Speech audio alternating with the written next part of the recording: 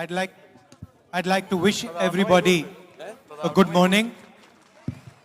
നിങ്ങൾക്ക് എല്ലാവർക്കും ഒരു സുപ്രഭാതം ഞാൻ ആശംസിക്കാൻ ആഗ്രഹിക്കുന്നു. All our senior leaders on the stage and my brothers and sisters.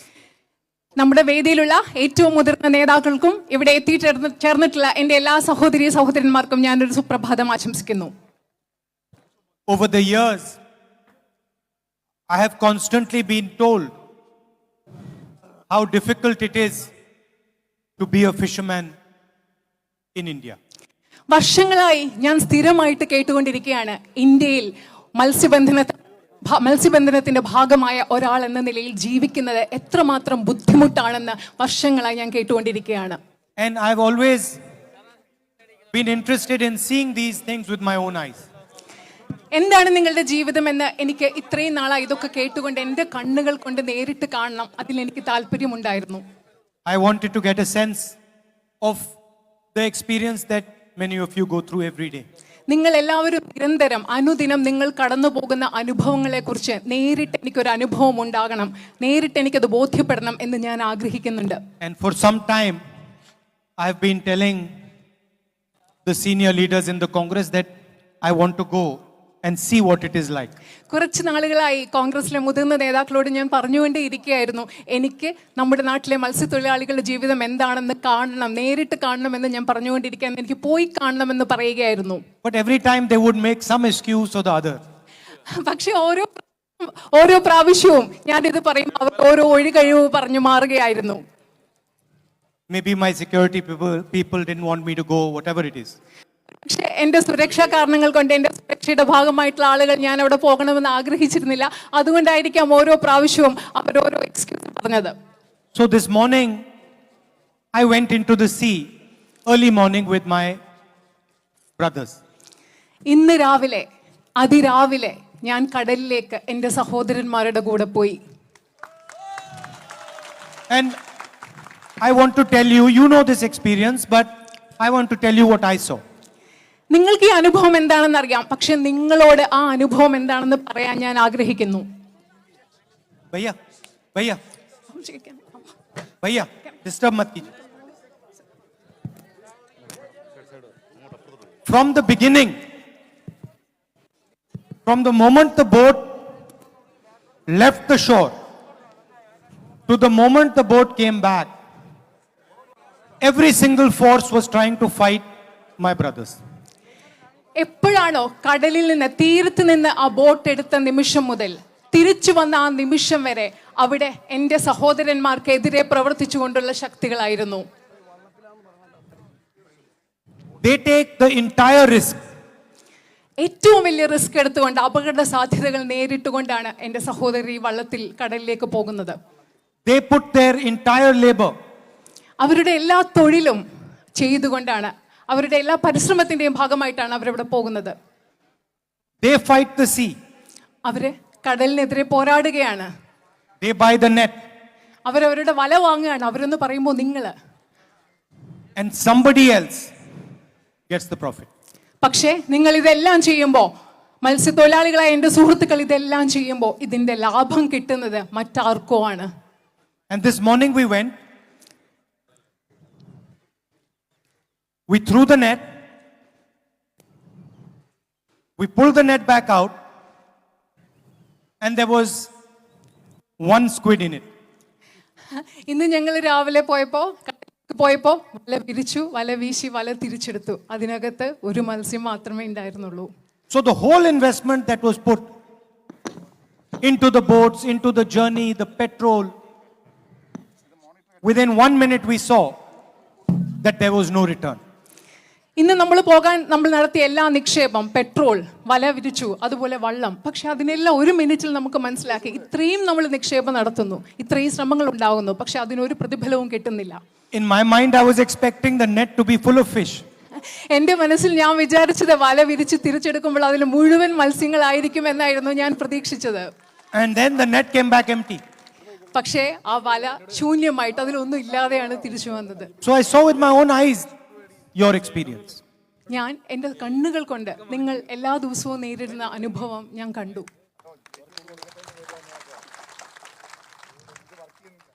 Every single day, the petrol, diesel prices go up. എല്ലാ ദിവസവും പെട്രോളിന്റെയും ഡീസലിന്റെയും വില വർദ്ധിച്ചുകൊണ്ടിരിക്കുകയാണ്. You cannot buy an engine beyond a certain size. നിങ്ങൾക്ക് ഒരു വലിപ്പത്തിനപ്പുറത്തുള്ള എഞ്ചിൻ യന്ത്രങ്ങൾ വാങ്ങിക്കാൻ സാധിക്കില്ല. The boat cannot be maintained over here. It has to be maintained somewhere else. നിങ്ങൾക്ക് നിങ്ങളുടെ വള്ളങ്ങൾ ഇവിടെ സൂക്ഷിക്കാനും പരിപാലിക്കാനും സാധിക്കുകയില്ല. അത് വേറെ എവിടെയെങ്കിലും നിങ്ങൾക്ക് സംരക്ഷിക്കേണ്ടതായും സൂക്ഷിക്കേണ്ടതായും വരും. And at the same time, the government is colluding to build trawlers that will destroy your lives. അതേസമയം തന്നെ ഗവൺമെന്റ് നിങ്ങളുടെ ജീവിതത്തെ ഇല്ലാതാക്കാൻ ശ്രമിക്കുന്ന ട്രോളേഴ്സ് ഉണ്ടാക്കാൻ ശ്രമിക്കുകയാണ്. I am not saying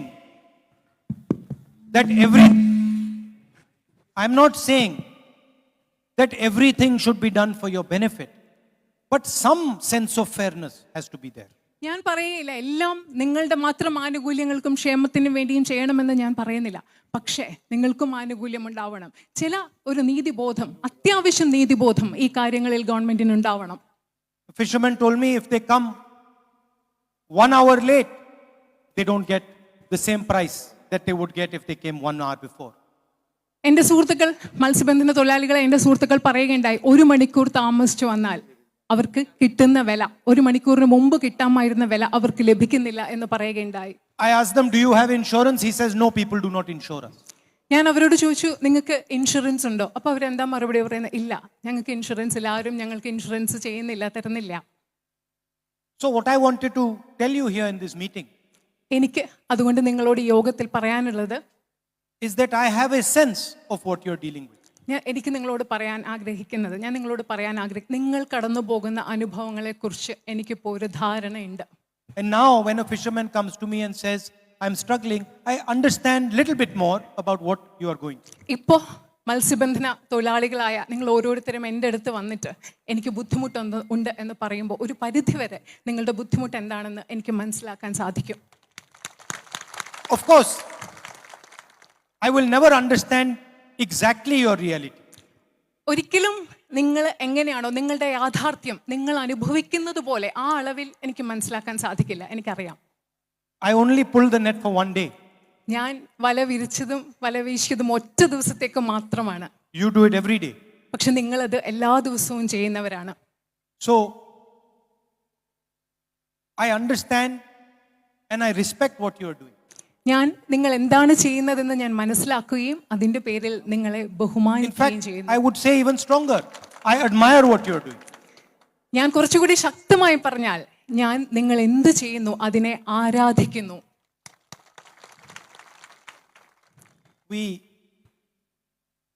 Many times we will eat some fish, but we will not know the hard work behind how that fish got. പലപ്പോഴും നമ്മളൊക്കെ ഭക്ഷണം കഴിക്കും, മത്സ്യം കഴിക്കും. പക്ഷെ അത് കഴിക്കുമ്പോൾ ആ മത്സ്യം കഴിക്കാൻ അതിൻ്റെ പിന്നിലുള്ള കഠിനാധ്വാനത്തെക്കുറിച്ച് നമുക്ക് പലപ്പോഴും അറിയാനും സാധിക്കില്ല, അതിനെപ്പറ്റി ചിന്തിക്കാറുമില്ല. So today it was very interesting. Immediately after we went fishing, they cooked some fish on the boat. ഏറ്റവും വലിയ ഇന്ന് വളരെ രസകരമായിട്ടുള്ള ഒരു കാര്യം പറഞ്ഞാൽ, ഇന്ന് നമ്മൾ ഫിഷിങ്ങിന് വേണ്ടി മത്സ്യബന്ധനത്തിന് പോയ ശേഷം തിരിച്ചു വരുമ്പോൾ വഞ്ചിയിൽ വള്ളത്തിൽ അവർ കുറച്ച് മത്സ്യം പാകം ചെയ്തു. So for the first time I realized directly with my own eyes the difficulty to get the fish on the plate. ജീവിതത്തിൽ ആദ്യമായിട്ട് എനിക്ക് മനസ്സിലായി നമ്മുടെ പാത്രത്തിൽ മത്സ്യം പാകം ചെയ്ത് കിട്ടുമ്പോഴുണ്ടാകുന്ന ബുദ്ധിമുട്ട് എന്താണെന്ന്, അതിന് പിന്നിലുള്ള ബുദ്ധിമുട്ട് എന്താണെന്ന് എനിക്ക് ആദ്യമായിട്ട് മനസ്സിലായി. And I also want to tell you that I want to work with you to make your life easier. നിങ്ങളോട് ഒരു കാര്യം കൂടി എനിക്ക് പറയാൻ ആഗ്രഹമുണ്ട്. നിങ്ങളോടൊപ്പം ചേർന്ന് പ്രവർത്തിച്ച് നിങ്ങളുടെ ജീവിതം കൂടുതൽ എളുപ്പമുള്ളതും സുഖകരമാക്കി തീർക്കണം എനിക്ക് വളരെയധികം ആഗ്രഹമുണ്ട്. I might not be able to resolve all your problems, but I can certainly stand with you and work with you to resolve as many of them as we can. ഒരുപക്ഷെ നിങ്ങളുടെ എല്ലാ പ്രശ്നങ്ങളും പരിഹരിക്കാൻ എന്നെ കൊണ്ട് സാധിച്ചെന്ന് വരില്ല. പക്ഷെ എനിക്ക് കഴിയുന്നിടത്തോളം, എനിക്ക് പറ്റുന്നിടത്തോളം നിങ്ങളുടെ പ്രശ്നങ്ങൾ നിങ്ങളോടൊപ്പം ചേർന്ന് പരിഹരിക്കാൻ കഴിയും എന്ന് ഞാൻ ഉറപ്പ് നൽകുന്നു. അതിനെനിക്ക് ആഗ്രഹവുമുണ്ട്. Before I left the boat, I asked the fisherman, what do your children do? ഞാൻ ആ വള്ളത്തിൽ നിന്ന് വരുന്നതിന് മുമ്പ് അവിടെ എൻ്റെ കൂടെ ഉണ്ടായിരുന്ന മത്സ്യബന്ധന സുഹൃത്തുക്കളോട് ചോദിച്ചു, നിങ്ങളുടെ കുട്ടികൾ എന്താണ് ചെയ്യുന്നത്? And he said, my children don't want to be fishermen. അദ്ദേഹം പറഞ്ഞത് എന്താണെന്ന് അറിയോ? എൻ്റെ കുട്ടികൾക്ക് മത്സ്യബന്ധനത്തിന് പോകാൻ താല്പര്യമില്ല എന്ന്. Because it's too hard, too difficult, too risky. എന്തുകൊണ്ടാണ്? അതിൻ്റെ കാരണം എന്താണെന്ന് അറിയോ? അത് വലിയ ബുദ്ധിമുട്ടുള്ളതാണ്, ഭയങ്കര അപകട സാധ്യതകളുള്ളതാണ്. അതുകൊണ്ട് എൻ്റെ കുട്ടികൾക്ക് മത്സ്യബന്ധനത്തിന് താല്പര്യമില്ല എന്നാണ് അദ്ദേഹം പറഞ്ഞത്. Anyway, I've come here more to listen to you than to tell you what I think. So whoever would like to now speak, please feel free to do so. ഞാൻ ഇവിടെ വന്നത് നിങ്ങളോട് പറയുന്നതിനേക്കാൾ ഉപരി നിങ്ങൾ എന്തു പറയുന്നു എന്നത് കേൾക്കാനാണ്. അതുകൊണ്ട് ഇവിടെ ആർക്ക് എന്നോട് സംസാരിക്കണമോ അവർക്ക്, നിങ്ങൾക്ക് എല്ലാവർക്കും എന്നോട് സംസാരിക്കാം. അതിനെ നിങ്ങൾ സ്വതന്ത്രരായിട്ട് കണ്ടുകൊണ്ട് നിങ്ങൾക്ക് സംസാരിക്കാം.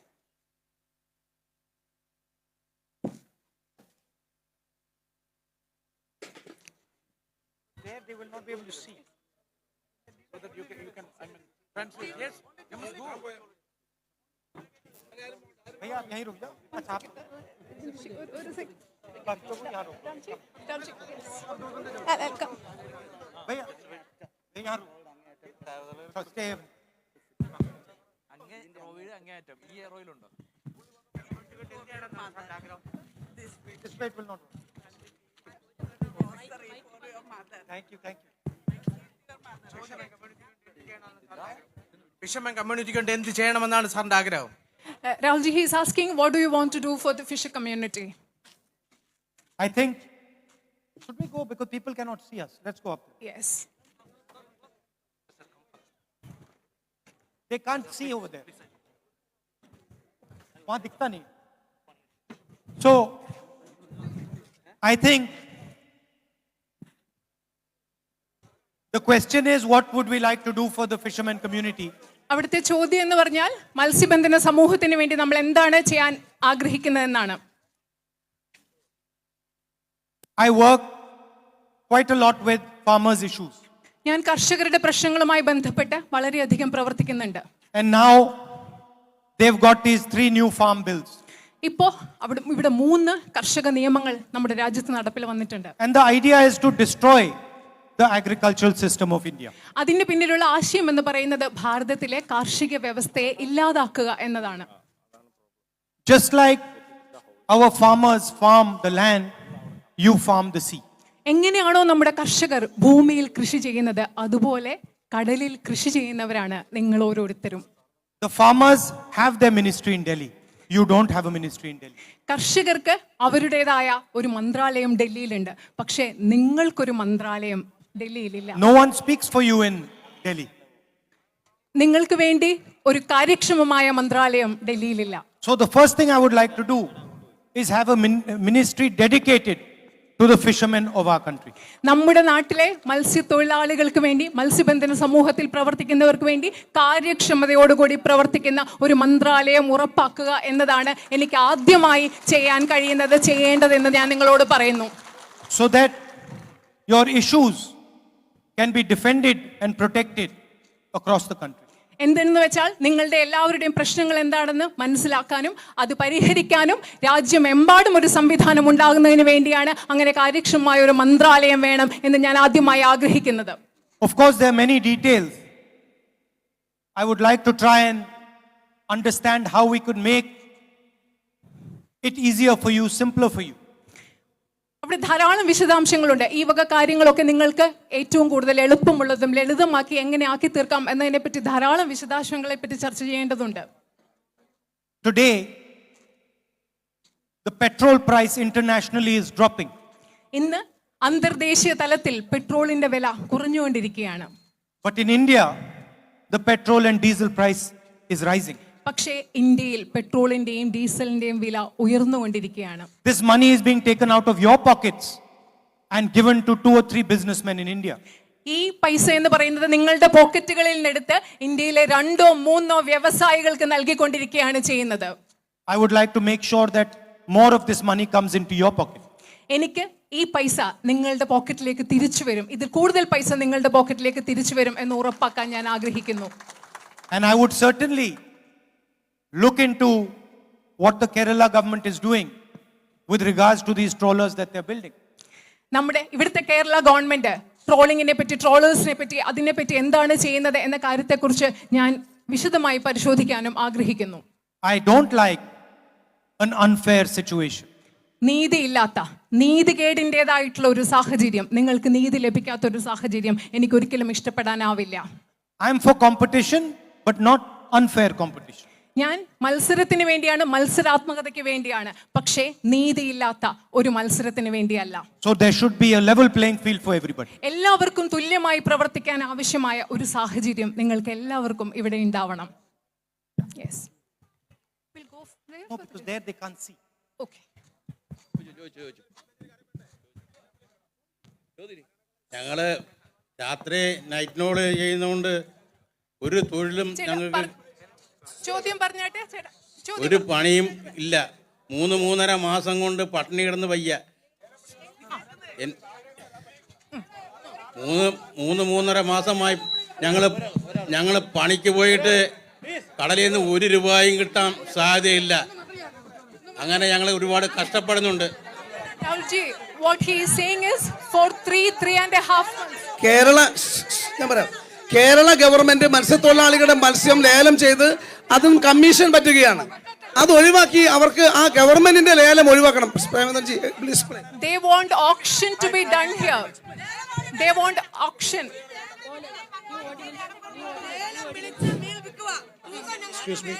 We are talking about if you want to if you want to auction the fish in the harbor, 5% commission has to be given to the government.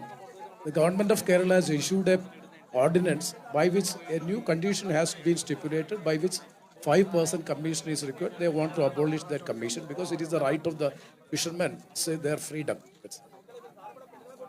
We are currently in the process of making the manifesto of the UDF.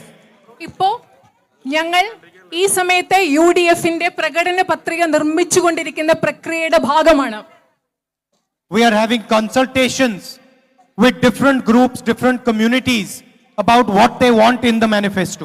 ഞങ്ങൾ ഇന്ന് UDFന്റെ പ്രകടന പത്രികയിൽ കേരളത്തിലെ വിവിധ ജനവിഭാഗങ്ങൾക്ക്, സമുദായങ്ങൾക്ക് എന്താണ് ആവശ്യം എന്നതിനെ പറ്റി അവരോട് ചർച്ച നടത്തിക്കൊണ്ടിരിക്കുകയാണ്. Yesterday, in the UDF meeting and in the meeting afterwards of the Congress party, I said that we need to have a dedicated fishermen's manifesto. ഇന്നലെ UDFന്റെ മീറ്റിംഗിന് ശേഷവും അതിനുശേഷം കോൺഗ്രസ് പാർട്ടിയുടെ യോഗത്തിലും ഞാൻ പറഞ്ഞു, നമ്മൾക്ക് മത്സ്യബന്ധന സമൂഹത്തിൽപ്പെട്ട നമ്മുടെ മത്സ്യത്തൊഴിലാളികൾക്ക് വേണ്ടി ഒരു പ്രത്യേക പ്രകടന പത്രിക വേണം എന്ന് ഞാൻ ഇന്നലത്തെ UDF കോൺഗ്രസ് യോഗങ്ങൾ പറയുകയുണ്ടായി. So, I would like the fishermen of Kerala and the Congress party and the UDF to have a conversation over the next 2-3 weeks and decide exactly what the fishermen want in the UDF manifesto. അതുകൊണ്ട് ഞാൻ കേരളത്തിലെ UDFും കോൺഗ്രസും അടുത്ത 2-3 ആഴ്ചകളിൽ കേരളത്തിലെ UDFും കോൺഗ്രസും കേരളത്തിലെ മത്സ്യത്തൊഴിലാളികളും തമ്മിൽ നിരന്തരമായ ഒരു സംഭാഷണം നടത്തി കേരളത്തിലെ മത്സ്യത്തൊഴിലാളികൾക്ക് UDFന്റെ പ്രകടന പത്രികയിൽ എന്താണ് ആവശ്യമുണ്ട് എന്ന കാര്യം ഉറപ്പാക്കണമെന്ന് ഞാൻ ആഗ്രഹിക്കുന്നു. അത് ഞാൻ പറഞ്ഞിട്ടുമുണ്ട്. If you want the tax withdrawn, if you want the 5% tax withdrawn, put it in our manifesto and it will be done. നിങ്ങൾക്ക് 5% നികുതി പിൻവലിക്കണമെന്നുണ്ടെങ്കിൽ ഞങ്ങളുടെ മാനിഫെസ്റ്റോയിൽ, പ്രകടന പത്രികയിൽ അത് പറയുക, ഞങ്ങൾ അത് നടപ്പിലാക്കിയിരിക്കും. My guarantee to you is whatever is in that manifesto, we will deliver to you. ഞാൻ നിങ്ങൾക്ക് നൽകുന്ന ഉറപ്പാണിത്. ആ മാനിഫെസ്റ്റോയിൽ, ആ പ്രകടന പത്രികയിൽ, കേരളത്തിലെ മത്സ്യത്തൊഴിലാളികൾക്ക് വേണ്ടി ഞങ്ങൾ കൊണ്ടുവരുന്ന പ്രകടന പത്രികയിൽ നിങ്ങളോട് എന്തൊക്കെ ഞങ്ങൾ പറഞ്ഞിരിക്കും അത് ഞങ്ങൾ നടപ്പിലാക്കിയിരിക്കും. I want the manifesto to be your expression. ആ പ്രകടന പത്രിക എന്ന് പറയുന്നത് നിങ്ങളുടെ ആശയങ്ങളും നിങ്ങളുടെ ആശയങ്ങളുടെ പ്രകാശനവുമായിരിക്കണം എന്ന് ഞാൻ ആഗ്രഹിക്കുന്നു. On one page of our manifesto, I want the voice of fishermen to be there. ആ പ്രകടന പത്രികയുടെ ഒരു പേജിൽ കേരളത്തിലെ മത്സ്യത്തൊഴിലാളികളുടെ ശബ്ദം അവിടെ ഉണ്ടായിരിക്കണമെന്ന് ഞാൻ ആഗ്രഹിക്കുന്നു. So I would implore you, please have the conversation with the UDF leaders.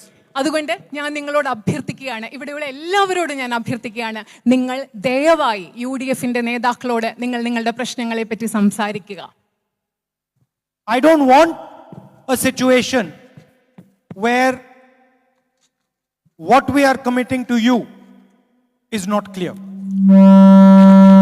ഞാൻ നിങ്ങൾക്ക് എന്താണ് ഉറപ്പ് നൽകുന്നത് എന്നതിൽ ഒരു അവ്യക്തതയുള്ള ഒരു സാഹചര്യം എനിക്ക് വേണ്ട. I don't want it to be vague and flexible. അത് വ്യക്തതയില്ലാത്തതും അയഞ്ഞതുമായിട്ടുള്ള ചില ഉറപ്പുകളല്ല ഞങ്ങൾക്ക് നിങ്ങൾക്ക് തരുന്നത്. അങ്ങനെ ആവണം എന്ന് എനിക്ക് ആഗ്രഹമില്ല. I want it to be crystal clear.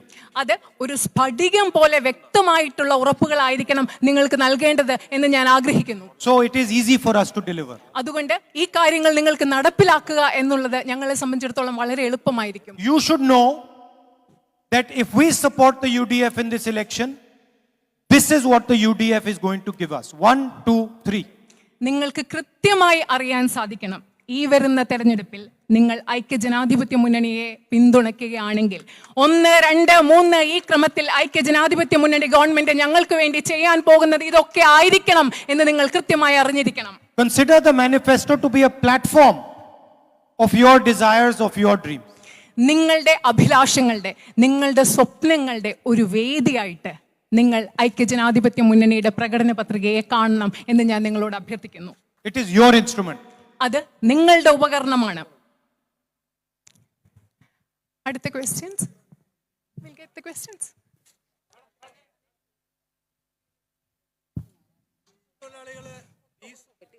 തീരദേശത്ത് ഈ സഹോദരി പറയുന്നത് മത്സ്യത്തൊഴിലാളികള് ഇന്ധനം ഉപയോഗിച്ചാണ് കടലിൽ പോകുന്നത്.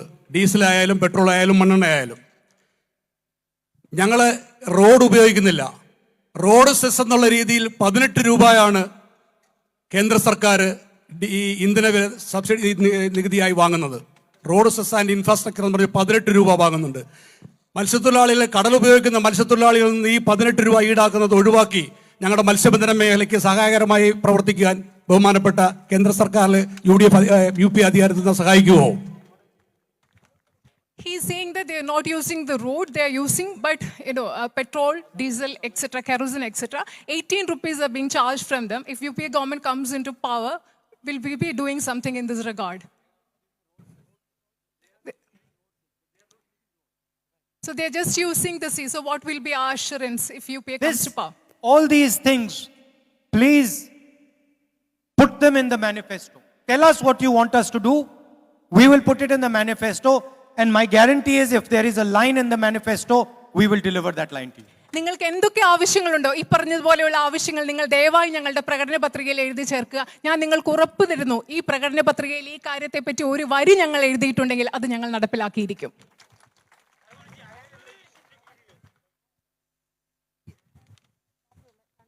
Rahulji, very good morning. CV, I have 2 questions to you. That you said you have not seen a single fish when you have done the fishing. The reason behind that, it was Mr. Narasimha Rao's foreign policy. Due to globalization, he has made a policy for the foreign trawlers. Now the Kerala government also doing in line with the same policy. So what is your action plan to remove this policy and support the fishermen? Second thing, now majorly in this place, 3 places like Koviltottam, Portugallam and Iravipuram, the fishermen are asked to move out from their own place. They have not been given any seawall, they are not protected. The government is asking them to go out of that area. Do you think that will they able to live if they move out from the coastal area? See, some of these issues are complicated issues. And they are issues that the state leaders of Kerala will have to assess and look into. താങ്കൾ പറഞ്ഞതുപോലെയുള്ള ചില പ്രശ്നങ്ങൾ വളരെ സങ്കീർണങ്ങളായ പ്രശ്നങ്ങളാണ്. ഇത് കേരളത്തിലെ സംസ്ഥാന തലത്തിലുള്ള നേതാക്കൾ അതിനെപ്പറ്റി പഠിക്കേണ്ടതും വിലയിരുത്തേണ്ടതുമായിട്ടുണ്ട്. My role is to make sure that you get a fair playing field. എന്റെ പങ്കെന്ന് പറയുന്നത്, എന്റെ ചുമതല എന്ന് പറയുന്നത് നിങ്ങൾക്ക് വളരെ നീതിയുക്തമായിട്ടുള്ള ഒരു സാഹചര്യം ലഭ്യമാക്കുക എന്നതാണ് ഇവിടെ എന്റെ ചുമതല. My role is to ensure that you are not being treated unfairly. നിങ്ങളെ നീതിയില്ലാതെ നിങ്ങളോട് പെരുമാറുന്നില്ല എന്ന് ഉറപ്പാക്കുകയാണ് ഇവിടെ എന്റെ ചുമതല എന്ന് പറയുന്നത്. And in general, I think that you should be protected and your risk should be reduced. ഞാൻ പൊതുവായി പറയുകയാണെങ്കിൽ ഞാൻ ആഗ്രഹിക്കുന്നു മത്സ്യബന്ധനത്തിന്റെ ഭാഗമായ എന്റെ സുഹൃത്തുക്കൾ, നിങ്ങൾ സംരക്ഷിക്കപ്പെടണം. നിങ്ങളുടെ അപകട സാധ്യതകൾ ലഘൂകരിക്കപ്പെടണം, നിങ്ങൾ സംരക്ഷിക്കപ്പെടണം എന്ന് ഞാൻ ആഗ്രഹിക്കുന്നു. On the issue of globalization, Corona has changed the entire world. ആഗോളവൽക്കരണത്തെ പറ്റി താങ്കൾ പറഞ്ഞു. നമുക്കറിയാം കൊറോണ എന്നത് ഈ ലോകത്തെ മുഴുവൻ മാറ്റിയിരിക്കുന്നു. And we are going into a new paradigm. പുതിയ തരത്തിലുള്ള ഒരു പരിപ്രേക്ഷ്യത്തിലേക്ക്, പുതിയ രീതിയിലുള്ള ഒരു ചിന്താഗതിയിലേക്ക് നമ്മൾ ഇപ്പോൾ മാറിക്കൊണ്ടിരിക്കുകയാണ്. And we have to prepare ourselves for a new paradigm. ഒരു പുതിയ ലോകവീക്ഷണത്തിന് വേണ്ടി നമുക്ക് സ്വയം തയ്യാറാകേണ്ടതുണ്ട്. I think the income disparity, the difference between rich and poor in India has become too big. ഞാൻ വിചാരിക്കുന്നത് നമ്മുടെ നാട്ടിൽ വരുമാനത്തിന്റെ പേരിലുള്ള അസമത്വം, സമ്പന്നരും ദരിദ്രരായവരും തമ്മിലുള്ള വിടവ് വളരെയധികം വർദ്ധിച്ചിരിക്കുന്നതായിട്ടാണ് ഞാൻ മനസ്സിലാക്കുന്നത്. Some of this is a direct consequence of globalization. ഈ പല കാര്യങ്ങളും ഗ്ലോബലൈസേഷന്റെ, ആഗോളവൽക്കരണത്തിന്റെ നേരിട്ടുള്ള പ്രത്യാഘാതമാണ് ഇങ്ങനെയുള്ള പല കാര്യങ്ങളും. But there are also advantages to globalization. പക്ഷേ അതുപോലെ തന്നെ ആഗോളവൽക്കരണത്തിന് വളരെയധികം ഗുണങ്ങളുമുണ്ട്. Today I asked the fishermen, how did they work before they had a sonar? How did they work before they had a sonar? എങ്ങനെയാണ് അവർക്കൊരു സോണ ഉണ്ടായിരുന്നതിന് മുമ്പ് ജോലി ചെയ്തിരുന്നത് എന്ന് ഞാൻ അവരോട് ചോദിച്ചു. They know what sonar is. I don't know what is sonar. Sorry. Sonar is the machine with which they can see the fish. Okay. നിങ്ങൾക്ക് ഈ കയ്യിൽ ഉണ്ടായിരുന്ന സോണാർ എന്ന് പറയുന്ന ഉപകരണം ഉണ്ടായിരുന്നതിന് മുമ്പ് നിങ്ങൾ എങ്ങനെയായിരുന്നു ജോലി ചെയ്തിരുന്നത് ഞാൻ മത്സ്യത്തൊഴിലാളികളോട് ചോദിച്ചു. And they said it was very difficult. അവർ പറഞ്ഞു അത് വളരെയധികം ബുദ്ധിമുട്ടുള്ളതായിരുന്നു എന്ന്. They had a GPS to tell them exactly where they are. അവര് എവിടെയാണ് എന്ന് പറയാൻ, കൃത്യമായിട്ട് പറയാൻ അവരുടെ കയ്യിൽ ഒരു GPS ഉണ്ട്. These are all outcomes of globalization. ഇതെല്ലാം ആഗോളവൽക്കരണത്തിന്റെ ഫലങ്ങളാണ്. ആഗോളവൽക്കരണത്തിന്റെ ഫലമായിട്ടാണ് ഈ സാങ്കേതിക മികവുകൾ ഉണ്ടായത്. So we have to be clever with globalization. അതുകൊണ്ട് നമ്മൾ ഗ്ലോബലൈസേഷൻ, ആഗോളവൽക്കരണത്തെ കുറിച്ച് സംസാരിക്കുമ്പോൾ വളരെ ബുദ്ധിപരമായി ചിന്തിക്കണം. We have to take advantage of it where it helps us. എവിടെയൊക്കെ നമ്മൾക്ക് ഗുണമുണ്ടാകുന്നോ അവിടെയൊക്കെ അതിന്റെ ഗുണം, നമ്മളെ സഹായിക്കുന്ന അവസരങ്ങളിൽ അതിന്റെ ഗുണമുണ്ടാവണം. And minimize the disadvantages of it. അതുകൊണ്ട് നമുക്കുണ്ടാവുന്ന ദോഷങ്ങളെ എത്രമാത്രം കുറയ്ക്കാൻ സാധിക്കുന്നോ അത്ര കുറയ്ക്കുകയും ചെയ്യണം. Yes.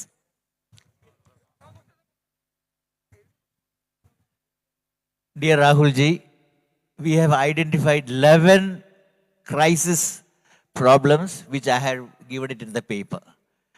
So I think you must go through it and pass it over to the UDF leaders to be included in the manifesto. ഇദ്ദേഹം പറഞ്ഞത് മത്സ്യത്തൊഴിലാളികളുടെ ഒരു 11 പ്രതിസന്ധി പ്രശ്നങ്ങൾ എന്താണെന്ന് പറഞ്ഞിട്ടുണ്ട്. അത് വായിക്കണമെന്ന് രാഹുൽജിയോട് അഭ്യർത്ഥിക്കുകയാണ് ചെയ്തത്.